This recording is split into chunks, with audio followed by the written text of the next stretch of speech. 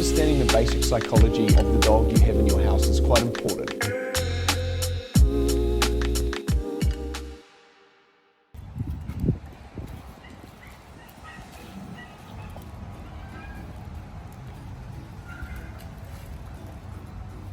So now he's not back, like previously when I'd wave my hand over his head, he was instantly disengaged, so he's expecting an aversive and then he'd become very avoidant for a period of time. So now he's willing to engage with me like this, and I can put my hand right on his mouth without him actually freaking out. So I can tell the trust has been built.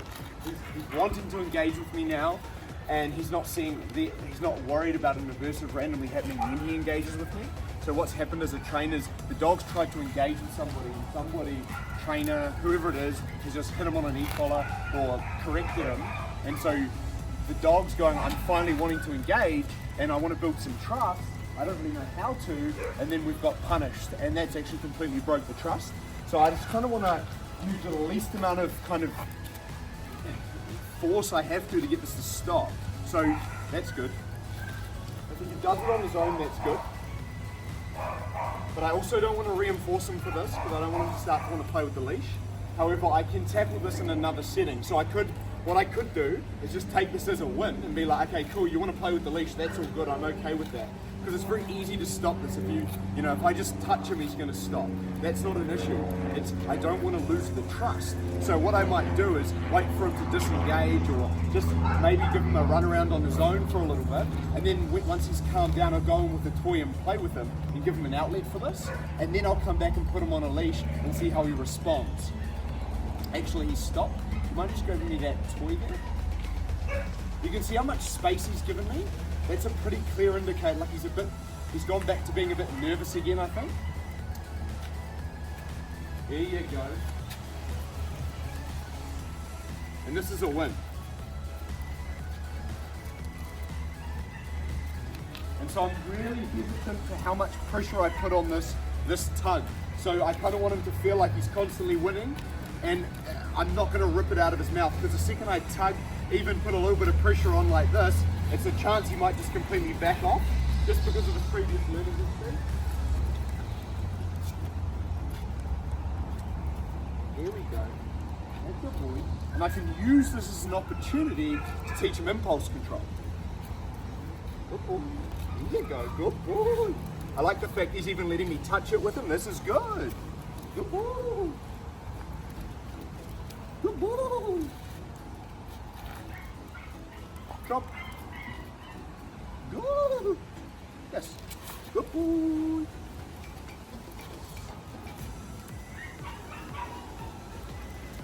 Because he's so sensitive, I've got to match that intensity just enough.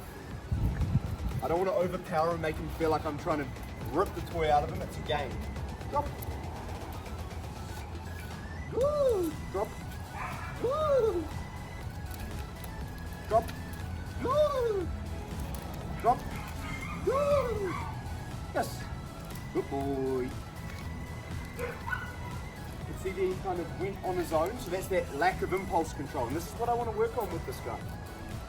So instead of having to punish a dog for having a lack of impulse control, I can teach him it through play. And he's just probably craving an outlet, you know. Drop. Drop. Drop. Yes. Good boy.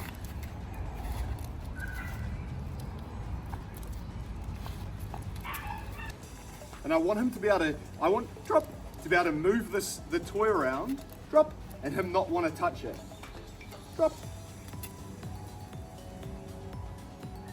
Good. Yes.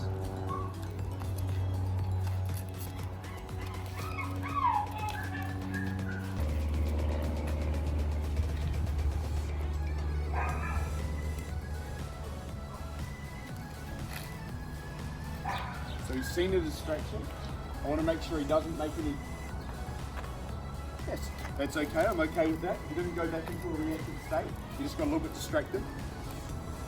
If he had gone back into a reactive state, I would have taken the tug away. If I had given him, if he was starting to react and I'd given him the tug back, it's likely I could have reinforced the reaction. It would have been a bribe. Instead, what I'm doing is I'm reinforcing calm focus. So reaction occurred, I'd give him a good decent time before that reaction turned off, before the tug became available again. So I didn't make a connection between him doing that reaction, him getting access back to the tug. And this is probably one of the biggest things we're seeing with dogs at the moment is the use of positive reinforcement to unintentionally bribe a dog, becoming part of that chain of the dog's reaction. Drop. Drop. This time I'm going to let him bite it. I haven't said he can touch it yet, so I'm just going to wait to see if he makes a good decision. Yes! And I'm going to reinforce that decision. That's what I want him to do. So I don't want him to become prompt dependent. Drop. Look at that. Yes! Here we go. Drop.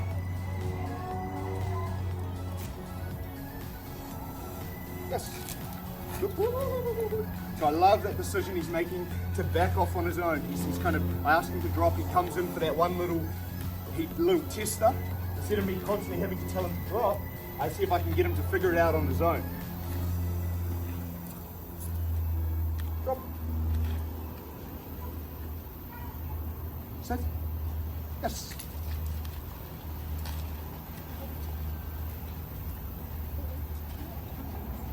Drop. So as intensity's dropping, what I'm going to do now is have the tug on me, do some training where he can't access the tug, so he gets used to being around the tug but not getting access to it. And I don't want to tire him out completely with the tug. And the reason for that is if you completely fill up that cup, you can actually disinterest the dog in the game. I just want to leave him wanting a little bit more, that extra 15% left in the tank before I finish the game.